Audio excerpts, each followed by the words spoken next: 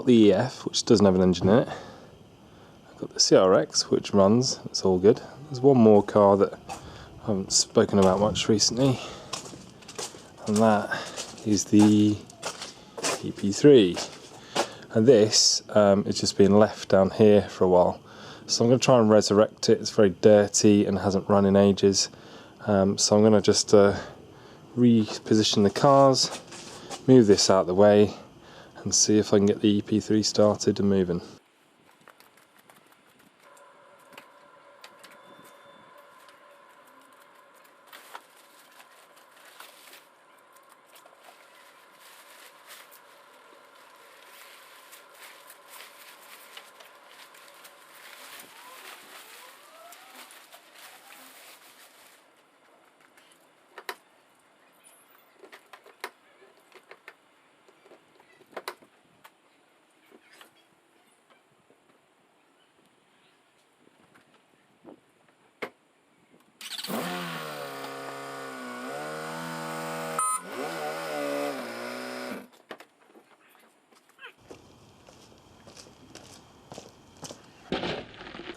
Look at this CRX, it's going mouldy.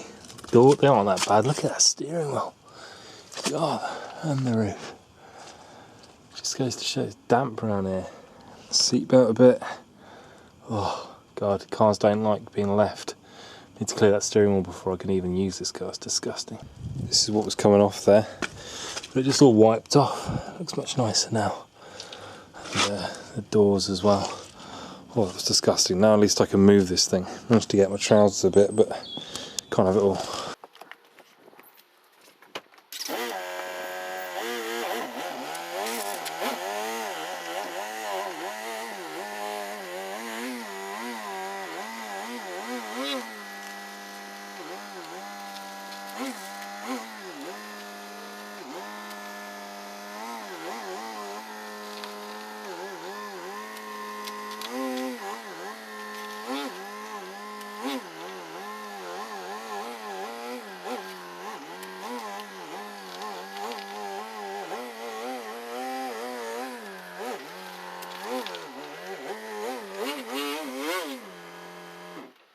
Right, there's the EP3.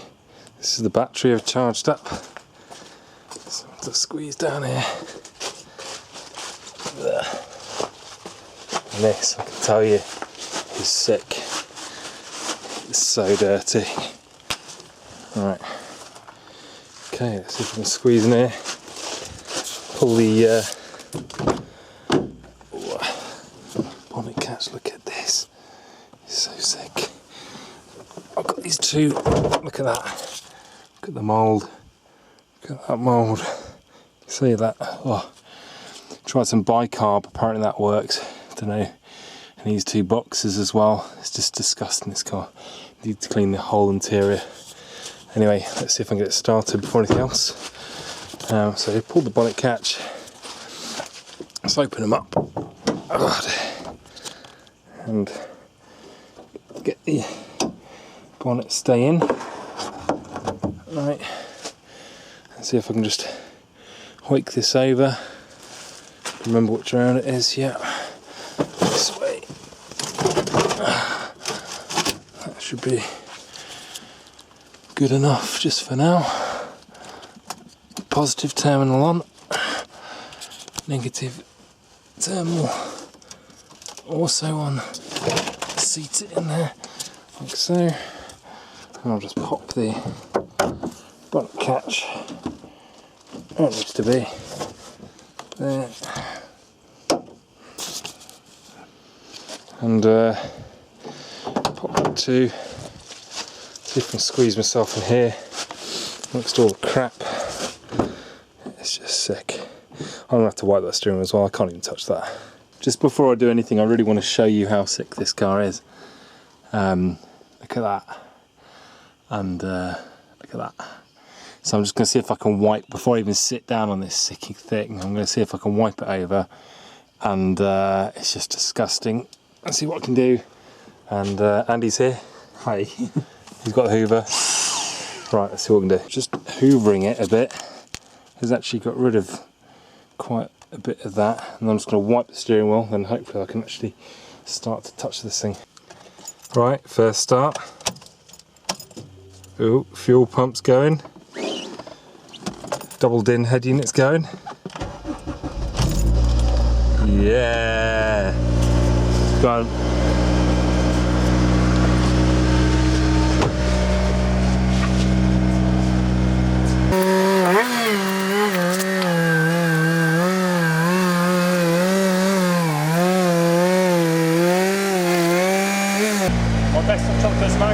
Nah, just go straight back, I would. Watch out, meter, you got about a metre left. That's enough. Whoa, whoa, whoa, whoa, whoa, whoa. Right. That was a lovely experience. In a way, we might be able to get the CRX further back. Yeah, or just could get rid of the CRX for a bit.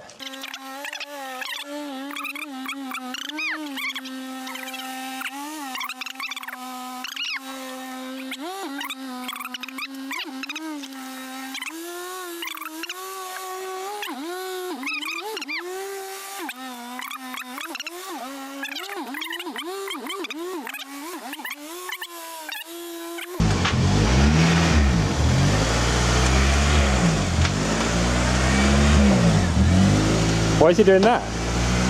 That would be the stuck idle air control valve that I fixed and said wasn't a permanent fix. Alright. And it happens to be a permanent fix. So you're going to just clean it anymore? I'm going to quickly clean off the outside of it. What about the interior? Is the interior done now? The interior is nowhere near done, but it's getting dark and stuff. Let's give it a quick once over. Right. Quick once over, right. And I'll show you this. Hoover it. Hoover it? You can hoover it. I can just show you this quick thing here. Look, this is Andy bought me for the birthday. Look at this. We're not talking about that. What do you mean? I was saying no, we're not talking about the. No, I'm not talking about that. But the Beamer. So this 1,000 psi. This is from Costco. This is an absolute beast, right? Was it like 300 quid? Yeah. Champione. So all you do, stick this in here. He's selling it. Yeah. QVC. Turn on the pipe. It's running. Got a runner.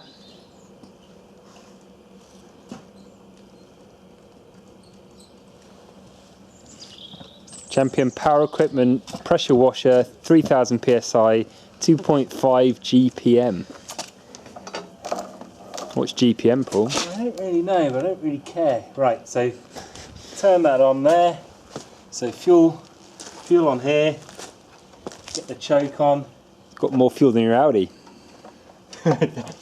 Right, give it a crank. Yeah. Come on.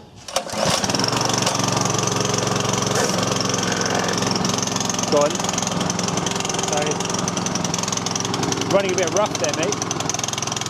Okay.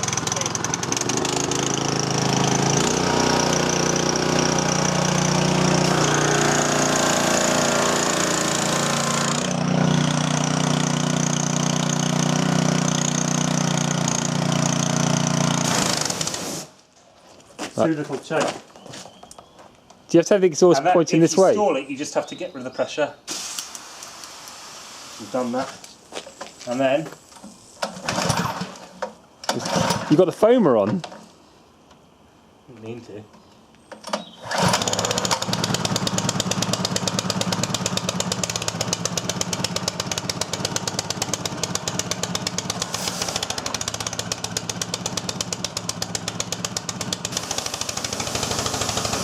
Running rough, mate.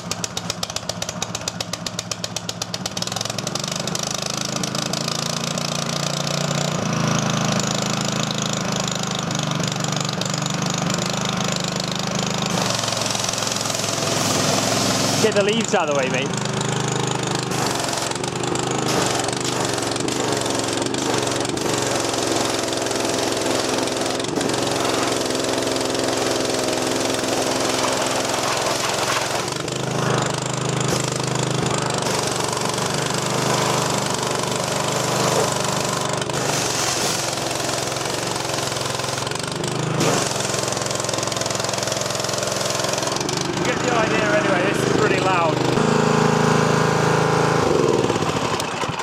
kills it. And then if you want to change the nozzle out, because you have to change the nozzle, here's all the nozzles.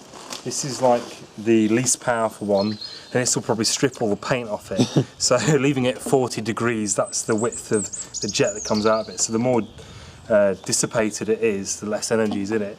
But first you turn it off, you want to change the thing, take the pressure out of it, pressure's out of it, and then this is just a quick connect, pull that back, that just goes in there, and then this is for the foam. It's got a reservoir in there for the foam, and this is what, you know, it's a little line for the reservoir for the foam to go into there. You get this different nozzle here, it's got a weird shape on the end to it. Push it in there. I'm sure if you've got one of these you probably already know this, but I could find, there was no information actually in the user manual, which was pretty helpful. And then just give another rip. Foam it.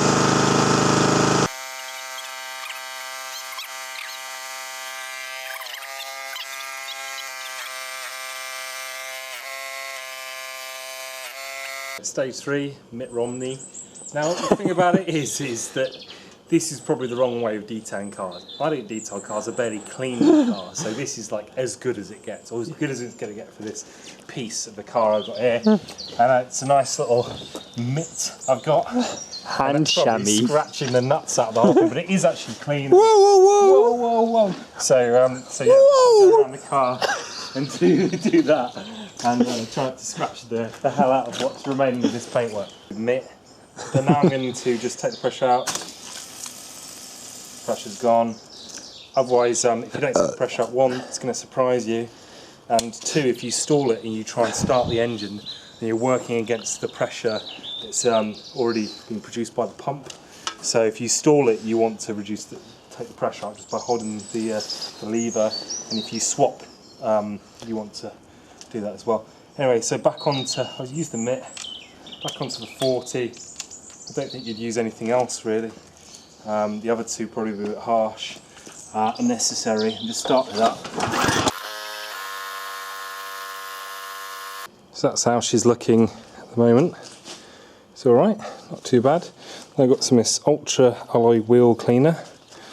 These have actually been powder coated, and this is meant to lift all the brake dust and crap from the wheels. Does an alright job. You just chuck it on, leave it for a bit, and then wash it off. Simple as that. Shows what you're doing, Andy. Right, well, carpet. Who have you got? Who have you got? Who's in the house? Beckman's up. Dr. Beckman. There you go. It's alright now. Yeah, man. It's still pretty sick. But you know what? Dr. Beckman knows what he's doing. That's what he went to university for. That's what he went to Harvard for. Look at that. Yeah. It's a grubby job. Someone's got to do it. Someone's it happens to be the good old Doc. Doc. What's up, Doc? So that's that. The wheels, they look alright, they're not great. And the whole car itself, it's dark obviously now, but it looks better than it did. It's out of its hole. It's a runner. It's probably quite a bit of corrosion on the discs. Nothing too bad.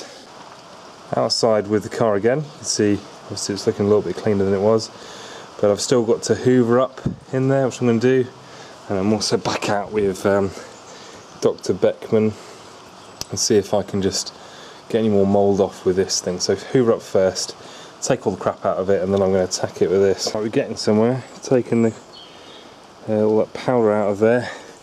I chuck some in here and stuff as well, so just going to try and wipe this thing down, remove this stuff from the boot.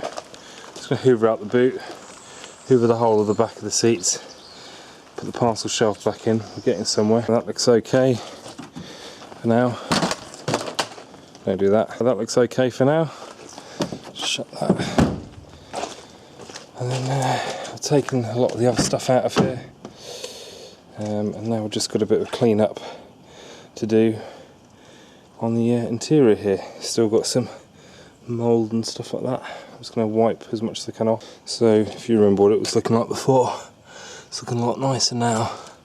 I'm just going around and just wiping the exhaust with some blue rag, And this seat's looking a lot nicer now, the passenger. I did the back seats as well, so I'm just going to come in and hoover out that as well. So one thing that's pretty sick still is these seat belts. That's quite fluffy. I'm just going to try and hoover up the main bits of funk holding onto it, and then I'm going to go over that Dr. Beckman and wipe it. So that's looking quite nice now. No mould in it anyway. Next bit is here. Again, it just seems like anywhere that people touch, it seems to have gone more mouldy than anything else. With bacteria there or whatever, I don't know. But yeah, it's starting to look a little bit better than here now. Right, getting somewhere now. These no longer covered in mould. I've noticed these little door, well, I think I set the level of the seatbelt. They're not too nice either, so it could be wiped. And the same as this, so I just wiped this with this Beckman brush thing. Again, probably not what you do for car detailing, but when your car's this mouldy. I've done the sun visors here, they look better.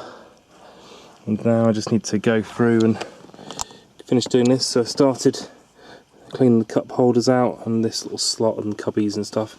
Removed all the stuff from it, and I just need to clean it now. But even the floor mats are a bit sick now. Big splodge of mould there, so I'm going to hoover it up. And I'm just going to get this stuff.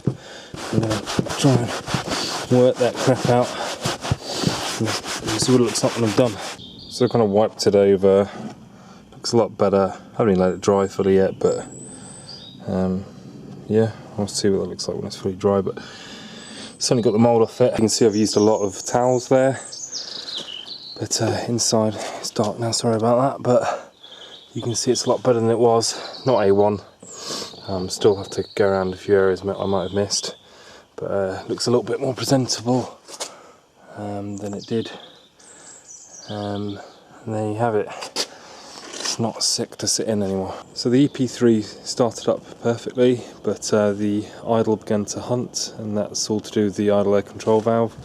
In the previous video I cleared it out. I think I'd done a reasonable job, but don't know if I actually had. So I took it off again, this is the idle air control valve, and cleaned it.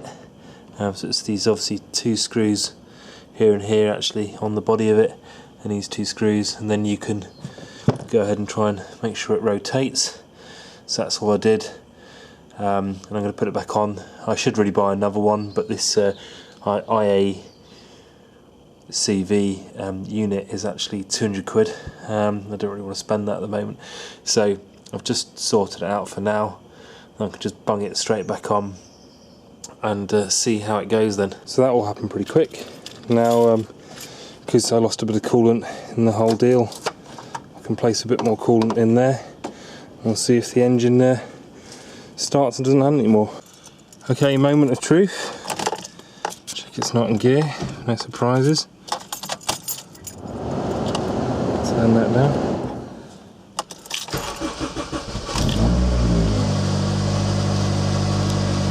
Nice.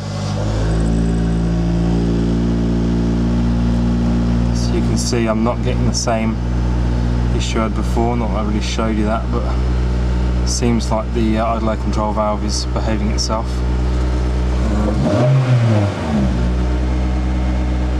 Yeah, so I know I need a new one, but I'm not going to buy one yet. But that's that.